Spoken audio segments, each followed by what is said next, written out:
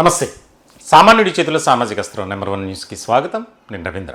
గత కొంతకాలం నుంచి అంటే గడిచిన వారం రోజులుగా ఒక చర్చ జరుగుతుంది సోషల్ మీడియా వేదికగా, అలాగే రాజకీయ వర్గాల్లో కూడా. అదేంటంటే ఆంధ్రప్రదేశ్ రాష్ట్ర రాజకీయాలు సమీకరణాలు చాలా వేగంగా మారబోతున్నాయి. దానికి ప్రధానమైనటువంటి కారణం ఏంటంటే ఆంధ్రప్రదేశ్ రాష్ట్ర ముఖ్యమంత్రిగా ఉన్నటువంటి నారా చంద్రబాబు నాయుడు జాతీయ రాజకీయాల్లోకి వెళ్ళబోతున్నారు. ఆయన బాధ్యతలను వారసుడిగా లోకేష్ తీసుకోబోతున్నారు. దీనికి సంబంధించి విస్తృత స్థాయిలో ఒక చర్చ అనేది జరుగుతుంది. దీనికి సంబంధించి పార్టీ వర్గాల్లో కూడా ఒక రకమైనటువంటి ఇంట్రెస్టింగ్ డిస్కషన్ అనేది నడుస్తూనే ఉంది. జాతీయ రాజకీయాల్లో ఒక ప్రధానమైనటువంటి భూమిక పోషించబోతున్నారు నారా చంద్రబాబు నాయుడు అని. దీనిలో వాస్తవం ఎంత? ఇప్పుడు ఇక్కడ ముఖ్యమైనటువంటి అంశం ఏంటంటే, ఇప్పుడు ఉన్న పలంగా ఆగమేఘాల మీద జాతీయ రాజకీయాల్లోకి వెళ్ళాల్సినటువంటి అవసరం ఉందా చంద్రబాబు నాయుడు? లేదు. అటువంటి ఆవశ్యకత కూడా కనిపించట్లా. అంటే ఆయన వెళ్ళడంతో ఇంకా ఎన్డీఏ భాగస్వామ్యం కానీ కూటమి పార్టీలు కానీ బలపడతాయి అనుకోవడానికి కూడా లేదు. ఎందుకనంటే ఇప్పట్లో ఎన్నికలు లేవు కాబట్టి. మరి ఈ అంశం ఎందుకు తెర మీదకి వచ్చింది? దానికి ముఖ్యమైనటువంటి కారణం ఏంటంటే, తరచూ ఇటీవల అంటే 2026 జనవరి నుంచి జనవరి ఫిబ్రవరి ఈ 2 నెలల్లో ఎక్కువ పర్యాయాలు చంద్రబాబు నాయుడుతో పాటు లోకేష్ కూడా ఢిల్లీ వెళ్ళటం. దాని వెనుక ఆంతర్యం ఏంటి? ఎందుకు వెళ్తున్నారు? అంటే రాజకీయాల్లో ఏదో జరుగుతుంది, ముఖ్యంగా ఆంధ్రప్రదేశ్ రాష్ట్ర రాజకీయాల గురించి అనేది ఒక చర్చ. గతంలో 2013 నుంచి ఆయన చంద్రబాబు నాయుడు ఎన్డీఏ కన్వీనర్గా కీలకమైనటువంటి భూమిక పోషించారు ఎన్డీఏలో, ఢిల్లీ కేంద్రంగా. సో ఇలాంటి సందర్భంలో ఆయన అప్పట్లో ఏ రకమైనటువంటి నిర్ణయం తీసుకున్నా ఎన్డీఏ కూటమి పార్టీలు దానికి సంబంధించి ఓకే అన్నటువంటి పరిస్థితి. కానీ ఇప్పుడు ఆ పరిస్థితి లేదుగా. భారతీయ జనతా పార్టీ సేఫ్ జోన్లో ఉంది. కూటమి పార్టీలు అంటే జాతీయ స్థాయిలో నేను చెప్తున్నాను, నేషనల్ డెమోక్రటిక్ అలయన్స్ ఎన్డీఏ. మరి దీనికి సంబంధించి ఎందుకు ఈ అంశం తెర మీదకి వచ్చింది అంటే, తెలుగుదేశం పార్టీలోనే కొంతమంది కావాలని ఈ అంశాన్ని బయటికి తీసుకొచ్చారు అనేది ఒక చర్చ జరుగుతుంది. ఇక్కడ ముఖ్యమైనటువంటి విషయం ఏంటి అంటే, ఇప్పుడున్నటువంటి తాజా రాజకీయ పరిణామాల నేపథ్యంలో అంత అవసరం లేదు. చంద్రబాబు నాయుడు గారి పాత్ర ఏం లేదు. ఆయన విజయవాడ కేంద్రంగా అమరావతిలో ఉండి రాష్ట్రానికి ముఖ్యమంత్రిగా ఉండి ఒకవేళ ఎన్డీఏకి ఏదైనా దిశానిర్దేశం చేయాల్సి వస్తే ఆయన చెప్తారు, ఖచ్చితంగా వింటారు. ఎందుకనంటే తెలుగుదేశం పార్టీ సభ్యుల సంఖ్య కాబట్టి ఎక్కువ ఉంది కాబట్టి. ఇలాంటి తరుణంలో ఆంధ్రప్రదేశ్లో 3 పార్టీల భాగస్వామ్యం, తెలుగుదేశం పార్టీ, జనసేన, భారతీయ జనతా పార్టీ, ఈ 3 పార్టీల కలయికతో 2024లో ప్రభుత్వాన్ని ఏర్పాటు చేసింది కూటమి. మరి ఇప్పుడు వచ్చినటువంటి ఇబ్బంది, ప్రతికూలమైనటువంటి పరిస్థితులు ఏమున్నాయి అంటే, కావాలని ఈ అంశాన్ని తెర మీదకి తీసుకొచ్చారు అనేది ఒక చర్చ జరుగుతుంది. అసలు ఒకవేళ అదే జరిగితే, నారా చంద్రబాబు నాయుడు గారు ఢిల్లీ వెళ్తే ఎన్డీఏ కన్వీనర్గా, డిప్యూటీ ప్రైమ్ మినిస్టర్గా ఒకవేళ అవకాశం ఇస్తే, మరి ఆ పదవిని అంటే ఖాళీ అయ్యేటువంటి ముఖ్యమంత్రి పదవిని పవన్ కళ్యాణ్కి ఇవ్వాలి అనేది ఒక వర్గం నుంచి వస్తున్నటువంటి ప్రతిపాదన. దీనికి సంబంధించి ఇప్పుడు వైఎస్ఆర్సీపీ మేము ఉన్నాము అంటూ వారి గలం కూడా వినిపిస్తున్నారు. అందులో కూడా కాపు సామాజిక వర్గానికి సంబంధించినటువంటి వారు, తాజాగా తోట త్రిమూర్తులు కానీ అలాగే బొత్స సత్యనారాయణ, ఈ ఇద్దరు కూడా ఈ ముఖ్యమంత్రి అంశాన్ని తీసుకొచ్చారు. రాజకీయంగా ఒక ప్రాధాన్యత కలిగినటువంటి అంశంగా మారింది. ఒక చర్చనీయాంశమైనటువంటి టాపిక్గా పొలిటికల్ సర్కిల్లో సాగుతుంది. మరి ఇటువంటి సందర్భంలో ఇక్కడ ఒక ముఖ్యమైనటువంటి అంశం ఏంటి అంటే, ఇప్పుడున్నటువంటి పరిస్థితుల నేపథ్యంలో మేము ఢిల్లీ నుంచి కూడా అక్కడ రాజకీయ వర్గాల నుంచి కొంత ఫీడ్బ్యాక్ మేము తీసుకున్నాం. అంటే ఏమో ఉండొచ్చు, కానీ ఇప్పుడు అంత ఆగమేఘాల మీద నిర్ణయం తీసుకొని ఆయన ఎన్డీఏలో కన్వీనర్గా వెళ్ళి అంత అవసరత లేదు. చంద్రబాబు నాయుడిని తెలుగుదేశం పార్టీ అధినేతగా, ఆంధ్రప్రదేశ్ రాష్ట్ర ముఖ్యమంత్రిగా, గతంలో ఎన్డీఏ కన్వీనర్గా పనిచేసినటువంటి అనుభవ రీత్యా ఇప్పుడు ఒకవేళ ఉప ప్రధాని కానీ ఇతర ఏదైనా ముఖ్యమైనటువంటి పదవి ఇస్తే భారతీయ జనతా పార్టీలోంచే ఒక రకమైనటువంటి ప్రతికూలమైన పరిస్థితులు ఖచ్చితంగా వస్తాయి. ఇది పొలిటికల్ అనలిస్టులు చెప్తున్నటువంటి మాట. ఎందుకంటే భారతీయ జనతా పార్టీలో హేమీలు ఉన్నారు.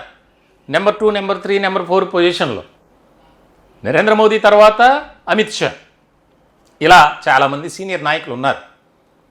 సో ఇటువంటి సందర్భంలో అంటే జరుగుతున్నటువంటి పరిణామాలు కూడా దానికి ఒక రకంగా ఊతం ఇచ్చే విధంగా ఉన్నాయి అనేది ఒక చర్చ. ఎందుకంటే దానికి ఒక ఉదాహరణ కూడా చెప్తాను.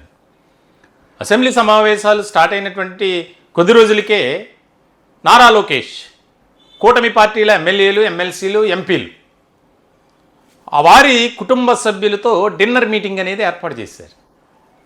ఈ సమావేశానికి, డిన్నర్ మీటింగ్కి తెలుగుదేశం పార్టీ, జనసేన, భారతీయ జనతా పార్టీ 3 పార్టీల నాయకులు కుటుంబ సభ్యులతో హాజరయ్యారు.